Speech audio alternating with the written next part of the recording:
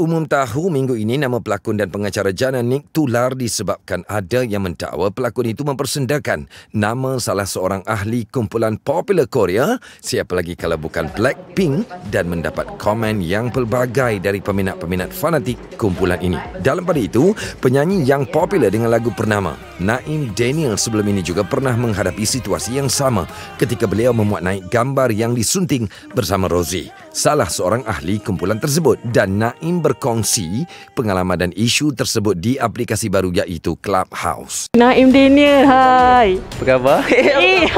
Apa khabar? Khabar baik, Alhamdulillah sihat. Katanya sekarang Naim tengah fokus dengan lagu baru, lagu untuk 2021. Belum habis lagi fenomena Purnama, dah ada lagu baru. Boleh Naim kongsikan dengan karya terbaru ni? Naim sebenarnya lebih kepada untuk cuba tak nak duduk diam, sebab ni saya dah lama tak menulis balik kan. So I guess it's time for me to be back and untuk memerah balik otak ni. Lagu ni hasil ciptaan saya bersama dengan Iki Hugh, and lagu ni bertajuk Terpisah, kisah arwah ayah pada Iki Hugh lah. There's something related to him, and kita orang sama-sama berganding tenaga untuk habiskan lagu ni dari segi liriknya Naim buat. Lepas tu Iki on the arrangement and everything. So insyaAllah akan menemui anda bila ia menemui anda. Nantikan insyaAllah. Itu tentang kata career activity seni. Ya, kata kenalah ada pendahuluan yang opening.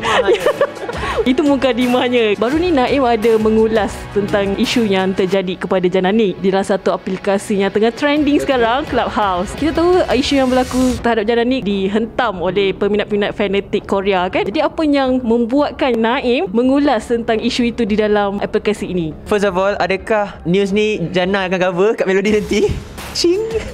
Kita BBC dia lagi. So basically Naim ada beri sebarang ulasan berkenaan isu ni dekat Clubhouse lah, regarding whatever happens to Jana. Itu hanyalah Naim katakan pendapat Naim, sebab Naim sendiri pun pernah mengalami dan mendalami situasi yang sama, which kila kita didatang dengan pelbagai tomahan dan juga keceman daripada segelintir pihak yang betul-betul mengidolakan mereka punya artis lah in K-pop fans, K-pop world kan. But I do believe benda ni berkisar dari segi two ways of communication, the artist and also peminat itu juga kan. Benda ni yang Naim sangat takut bila terjadi whenever we want to post something on social media, especially kita yang dibertanggungjawabkan dengan followers yang ramai ni, orang akan sentiasa mengambil tindakan pelbagai-bagai. Whatever happens yang berlaku pada Jana, and also bagaimana dengan tindakan on social media yang dia punya account deactivate apa semua tu, Naim rasa it's okay sebenarnya untuk kita ambil some time for ourselves untuk distance from this kind of toxic yang berlaku in our circle around social media. Sebenarnya benda ni juga menjadikan kita lebih aware and also boleh self-reflect on us, especially bila kita datang dengan not just as a person but also as a public figure, di mana kita harus bertanggungjawab di atas apa yang kita post. And also bila benda tu menjadi lebih besar, boleh mendatangkan ancaman kepada ourselves, menggugat keselamatan kita and also our family ke, wajarlah untuk kita datang dengan report polis dan sebagainya. Kita pun tak tahu apa orang boleh buat dengan kita. But Naim punya nasihat, especially for myself, whenever we want to post something on social media ke apa, we have to take over this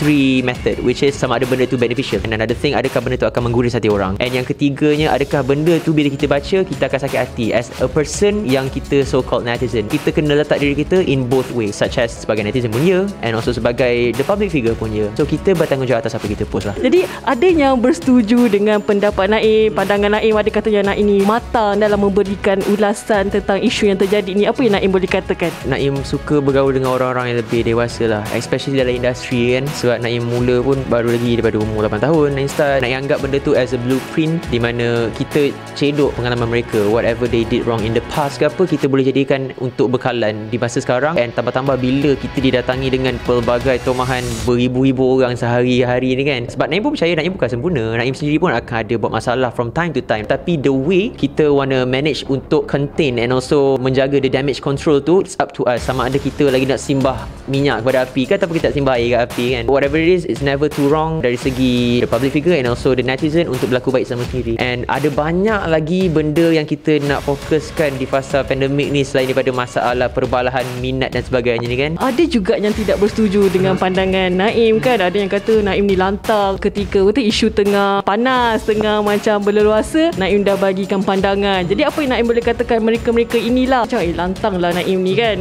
Naim percaya bukan semua orang akan setuju dengan kita 100%, and also ini kita katakan as sebuah fikiran lah, di mana kita sebagai masyarakat have to help each other. And Naim percaya pun whatever yang Naim sharekan bukan untuk menjatuhkan mana-mana pihak, more like untuk nasihat kepada diri sendiri juga. Ada kalanya certain things tu better keep it to ourselves, dan selain itu boleh kita sharekan as an inspiration towards others. Naim ingatkan sekali, apa yang disampaikan bukanlah Naim cuba untuk bersifat lantang ke apa, tapi untuk Naim sendiri boleh share apa yang Naim mampu bagi tahu. Macam Naim sendiri, kita ada di satu tahap di mana orang selalu puji. Sebenarnya benda tu adalah satu ujian tau kan. You have to make sure yang kita tak termakan dengan benda tu. Benda tu kadang-kadang buat kita rasa kebal. Kita rasa macam kita untouchable, orang ada je nak backup kita kan. But actually benda tu adalah the silent killer, di mana kita tak tahu sama ada orang puji kita tu untuk uplift kita lagi ataupun membuatkan kita down secara spiritually and mentally. Naim pernah menghadapi situasi yang sama, dihentam oleh peminat-peminat Korea ini kan, peminat-peminat fanatik. Jadi Naim juga sempat memberikan nasihat kepada Jana kan, katanya kalau macam mengambil masa berdiam diri tu bagus kan. Apa yang Naim boleh katakan apabila pernah menghadapi situasi yang sama dan memberi nasihat lah kepada rakan-rakan artis yang mengalami benda yang sama ketika ini? Macam Naim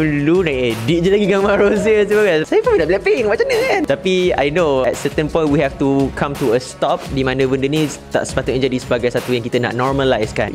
I do take sometimes untuk macam reflect balik apa nak buat. But again, Naim still teruskan dengan perkembangan Blackpink and everything semua. Still lagi ada edit sikit semua. But then kita tak ada macam nak scrub dulu ke apa. My advice especially pada Naim and pada rakan-rakan luar sana ke apa, just make sure yang kita sebenarnya have a good atmosphere lah around us dulu. Kalau kita didatangi dengan pelbagai tomahan, especially daripada this kind of issue, just have to make sure yang you tak betul-betul get down sampai terduduk, sebab you need to have that support from your support system yang betul lah. Bila kita berada di bawah naungan sebuah syarikat rakaman ke management ke apa, itu adalah role mereka juga untuk help us. Sometimes kita rasa macam keputusan kita tu betul, but again we have to make sure kita kena pandang balik orang lain punya pendapat juga, sama ada kita nak buat tu something yang akan mendatangkan kebaikan ataupun keburukan bagi kita. Penting jaga punya nak post Betul, jaga penat post, jaga SOP.